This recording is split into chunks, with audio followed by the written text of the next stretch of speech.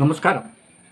മഞ്ചേശ്വരത്തെ ഒരു RSSകാരനായിരുന്ന നാരായണേട്ടൻ്റെ ശവസംസ്കാര ചടങ്ങുമായി ബന്ധപ്പെട്ട് ഇർഫാന ഇക്ബാലി എന്ന വനിതാ നേതാവിനെ ആലപ്പുഴയിലുള്ള ഒരു പാസ്റ്റർ നേരിട്ട് ഫോൺ വിളിച്ചു. ആ സംഭാഷണം നമ്മൾക്കൊന്ന് കേൾക്കാം. Hello, hello. ഞാൻ ഇത് ആലപ്പുഴന്നാണ്, ഓക്കെ. വാസനാണ്. ഓക്കെ. ഇന്നലത്തെ ആ വാർത്തയൊക്കെ കണ്ടപ്പോഴേ ഒന്ന് വിളിക്കണോ തോന്നി. അതായിരുന്നു ഓക്കെ. നമ്മുടെ ഈ ജനൻ ടിവിക്ക് അത് ഭയങ്കരമായിട്ട് വാർത്ത പറയുന്നത് കണ്ടായിരുന്നു. കണ്ട്. ശരിക്കും ഇതെന്തായിരുന്നു ഒരു സംഭവം? അത് നമുക്ക് ഓൾഡ് ഏജ് ഹോമിലേക്ക് എടുക്കാൻ വേണ്ടിട്ട്, അതായത് അവരേറ്റെടുക്കാൻ കഴിയുമെന്ന് പറഞ്ഞിട്ട് അവിടുത്തെ മെമ്പർ ആദ്യം വിളിച്ചതാണ്. ഓക്കെ. എന്നിട്ട് നമ്മൾ അങ്ങനെ പോയതാണ്, അല്ലാതെ ഇവർക്ക് ഇങ്ങനെ രോഗമുണ്ട്, ഇവരിങ്ങനെ ചികിത്സിക്കണം എന്ന് ഉദ്ദേശിച്ച് പോയതല്ല. ഇവർ ഓൾഡ് ഏജ് ഹോം, നമുക്ക് ഓൾറെഡി ഷേഖ് ട്രസ്റ്റ് ഉണ്ട്, അതിനണ്ടറിൽ നമ്മൾ ഓൾഡ് ഏജ് ഹോം നടത്തുന്നുണ്ട്. അങ്ങനെ അവർ ഏറ്റെടുക്കാൻ വേണ്ടി പോയ സമയത്ത് ആ ഒരു കണ്ടീഷനിൽ അല്ലാത്തത് കൊണ്ട് അവര് ബോഡിയൊക്കെ സ്കിന്നും കാര്യങ്ങളൊക്കെ ഡെഡ് ആയിട്ട് ഇങ്ങനെ നമ്മള് മരത്തിലൊക്കെ ഇളകി വരില്ലേ, അങ്ങനെ പൊളിഞ്ഞുണ്ടായിരുന്നു. നമ്മള് മുമ്പത്തെ പേജിൽ കണ്ടിട്ടുണ്ടെങ്കിൽ ഒരു മുമ്പിട്ട വീഡിയോസ് എല്ലാം ഉണ്ട്. യെസ്, അങ്ങനെയുണ്ട്. അപ്പൊ നമ്മള് 108 വിളിച്ചു, കളക്ടറെ കോൺടാക്ട് ചെയ്തു. കളക്ടർക്ക് വിളിച്ചാൽ പറഞ്ഞിട്ട് പരിയായം മെഡിക്കൽ കോളേജിലേക്ക് ഷിഫ്റ്റ് ചെയ്യാൻ വേണ്ടിയിട്ടാണ് ഉദ്ദേശിച്ചത്. അതായത് അവിടുന്ന് മെഡിക്കൽ സൂപ്രണ്ട് വിളിക്കാനല്ലെന്ന് പറഞ്ഞിട്ടാണ് നമ്മൾ കളക്ടറെ വിളിക്കുന്നത്. അങ്ങനെ കളക്ടർ ഇടപെട്ടിട്ട് നമുക്ക് അവിടേക്ക് ഷിഫ്റ്റ് ചെയ്യാൻ പറഞ്ഞു. ആ സമയത്തും സ്റ്റേഷനിൽ അറിയിച്ചിട്ടുണ്ടായിരുന്നു, ആ സമയത്തും പോലീസ് വന്നിട്ടുണ്ടായിരുന്നു. എല്ലാം ഓപ്പൺ ആയിട്ട് തന്നെയാണ് നമ്മൾ നമ്മൾ ആ സമയത്ത് നമ്മൾ പറഞ്ഞു, ഇപ്പൊ ഈ ഇരിക്കുന്ന വ്യക്തി ഹോസ്പിറ്റലിൽ പോയിട്ട് ഏകദേശം ക്ലിയർ ആയതിനു ശേഷം നമ്മൾ അവരെ ഓൾഡ് ഏജ് ഹോമിലേക്ക് ഷിഫ്റ്റ് ചെയ്യാന്നാ പറഞ്ഞേ.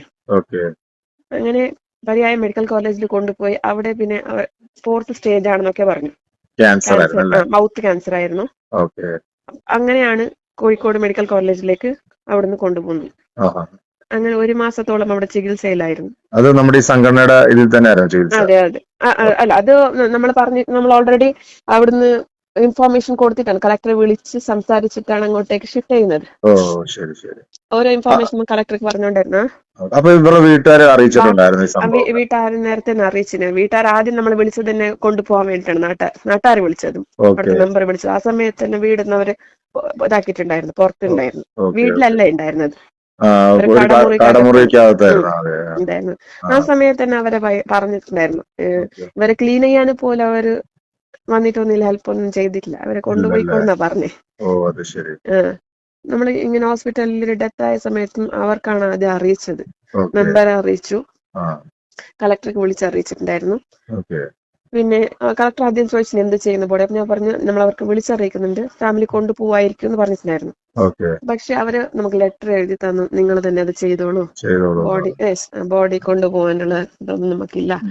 അപ്പൊ അവിടുന്ന് മെമ്പർ അവരോട് ചോദിച്ചിന്, വീണ്ടും ബോഡി ഞങ്ങൾ കൊണ്ടുവന്നാല് നിങ്ങൾ അതിന് ദയിപ്പിക്കോ, ബാക്കി കർമ്മങ്ങൾ നിങ്ങൾ ചെയ്യൂ, അതുപോലെ നമ്മളെ കൊണ്ട് പറ്റൂല എന്ന് പറഞ്ഞേ. പിന്നെ നമ്മള് ഫസ്റ്റ് തന്നെ അവർക്ക് ഒരു വാക്ക് കൊടുത്താണ്, ഇവര് ക്യൂർ ആയാലും ഓൾഡ് ഏജ് ഹോമിലേക്ക് കൊണ്ടുപോവാൻ. അപ്പോ ഡെത്ത് ആയാലും നമ്മളത് കൊടുത്ത വാക്കാണല്ലോ എന്ന് പറഞ്ഞിട്ട് നമ്മൾ അതിനെ ഏറ്റെടുത്തത്. അല്ല, ഇതിന്റെ ചെലവൊക്കെ സേവാഭാരതിയാണോ ചെയ്തത്? അല്ലല്ല, അവിടുന്ന് നിങ്ങൾക്ക് കൊണ്ടുവരുന്നത് കാണുമായിരിക്കും, ആംബുലൻസ് ആരതാണ്. നമ്മുടെ കോർഡിനേറ്റർ പോയിട്ടുണ്ടായിരുന്നു, കോർഡിനേറ്റർ അവിടുന്ന് ആംബുലൻസ് ആക്കിയിട്ടാണ് കൊണ്ടുവന്നത്. അതിന്റെ പൈസയും കാര്യങ്ങളൊക്കെ നമ്മളാ കൊടുത്തേ, ട്രസ്റ്റാ കൊടുത്തേ. പിന്നെ പൊതുവെ നമ്മൾ ഇവിടുന്ന് ആരെങ്കിലും ഡെത്ത് ആയാൽ തന്നെ ഈ ചെറുകോളിലുള്ള ശ്മശാനത്തിലാണ് കൊണ്ടുപോവാറുള്ളത്. അത് ഇവിടുത്തെ കൊണ്ടയൂർ സ്വാമി ഉണ്ട്, അവരെ കെയർ ഓഫിലാണ് നമ്മൾ കൊണ്ടുപോകുന്നത്. അന്ന് അവർ നമുക്ക് പെർമിഷൻ തന്നിട്ടുണ്ട്, നമ്മുടെ ട്രസ്റ്റിൽ അവർ ട്രസ്റ്റിയാണ്. അങ്ങനെ അതുകൊണ്ട് തന്നെ ഇങ്ങനെ എന്തെങ്കിലും ആയാൽ തന്നെ നമുക്ക് അവിടെ ഫ്രീ ആണ് ബാക്കി കാര്യങ്ങൾ. അത് കൊണ്ടൂർ സ്വാമിന്റെ കെയർ ഓഫ് ആണ്. അല്ലാതെ അത് അവിടെ ഉള്ള വ്യക്തി ആരെങ്കിലും ഒരാള് വേണല്ലോ, ശ്മശാനത്ത് ആ കമ്മിറ്റിയിലുള്ള ഒരാള് വേണല്ലോ ഇതിനൊക്കെ ചെയ്യാൻ വേണ്ടിട്ട്. പുള്ളിയുടെ ബൈറ്റാണ് ഇന്നലെ മനോരമയിൽ കണ്ടതല്ലേ. പുള്ളി പറയുന്നത് ഇത് സേവാഭാരതിയാണ് ചെയ്തതെന്നൊക്കെയാണ് പറയുന്നത്. അത് കാണുന്ന ആൾക്കാർക്കും മനസ്സിലാവുന്നതേ ഉള്ളൂ ആയിരിക്കും, അല്ല നമ്മളത് എക്സ്പ്ലെയിൻ ചെയ്ത് കൊടുക്കണമെന്നില്ല, സത്യങ്ങൾ മനസ്സിലാക്കാൻ ഇത്ര ബോധം മതി. അതെ, സത്യം. അല്ല, ഇത് ഈ മനുഷ്യത്വം എന്ന് പറഞ്ഞൊരു കാര്യമുണ്ടല്ലോ. ഇത് ഈ ശ്മശാനം നമ്മൾ പഞ്ചായത്തിന്റെ പ്രോപ്പർട്ടിയാണ്, അവർ നടത്തിപ്പാണ്.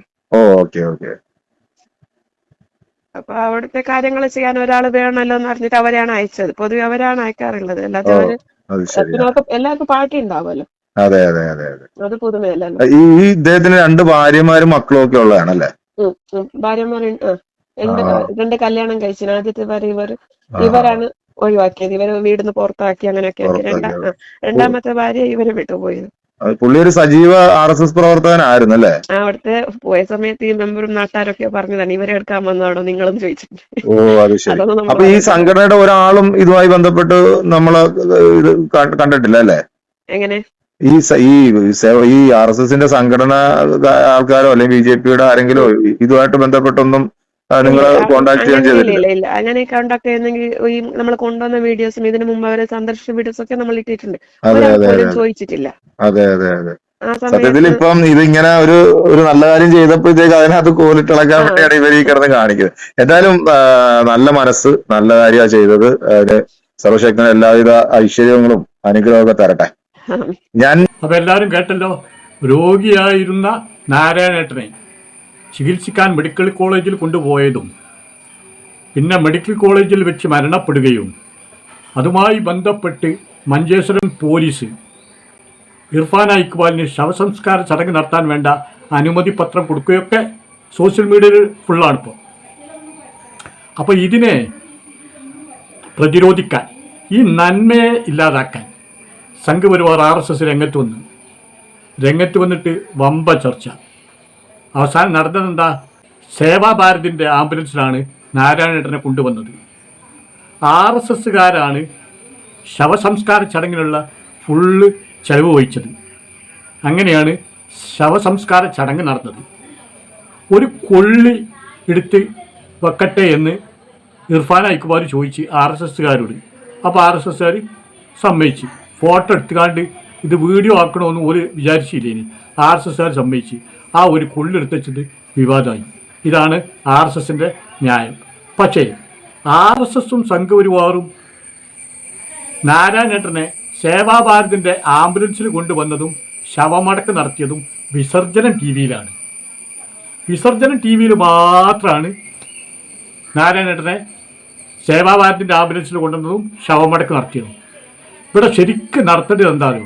നാരായണേട്ടൻ്റെ ശവമടക്കല്ല, വിസർജനം TV-ൻ്റെ ശവമടക്ക് എത്രയും പെട്ടെന്ന് നടത്തുക വേണ്ടി. വിദ്വേഷത്തിൻ്റെ, പരദൂഷണത്തിൻ്റെ ഒരാസ്ഥാന മന്ദിരായി വിസർജനം TV മാറി. വർഗീയത പറയാൻ വേണ്ടി മാത്രം രാവിലെ ഓണാക്കുന്ന ആ വിസർജനം TV-യുടെ ശവസംസ്കാര ചടങ്ങാണ് എത്രയും പെട്ടെന്ന് നടത്തേണ്ടത് എന്നാണ് എൻ്റെ വ്യക്തിപരമായ അഭിപ്രായം. ആരെങ്കിലും സഹായിച്ചോട്ടെ.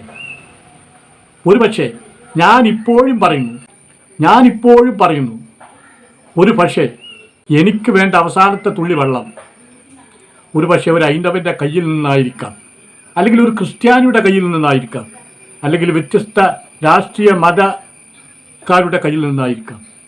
അത് ദൈവത്തിൻ്റെ കയ്യിലാണ്. അത് തിരിച്ചറിയുക. അത് തിരിച്ചറിഞ്ഞ് നമ്മൾ പ്രവർത്തിച്ചാൽ നമ്മൾക്കൊരു മരണമുണ്ട് എന്ന് നമ്മൾ ചിന്തിച്ചു തുടങ്ങും. ആ മരണം ഏത് സമയത്തും നടക്കുമെന്ന് നമ്മൾ ചിന്തിച്ചു തുടങ്ങും. അങ്ങനെ നമ്മൾ വിശ്വാസത്തിൻ്റെ, സ്നേഹത്തിൻ്റെ, കരുണയുടെ ഭാഗമായി മാറും. അങ്ങനെ ആയി മാറാൻ ഈ വിസർജനം TV-യിൽ പങ്കെടുക്കുന്നവർക്കെന്തെങ്കിലും കഴിയട്ടെ എന്ന് നമുക്ക് പ്രത്യാശിക്കാം.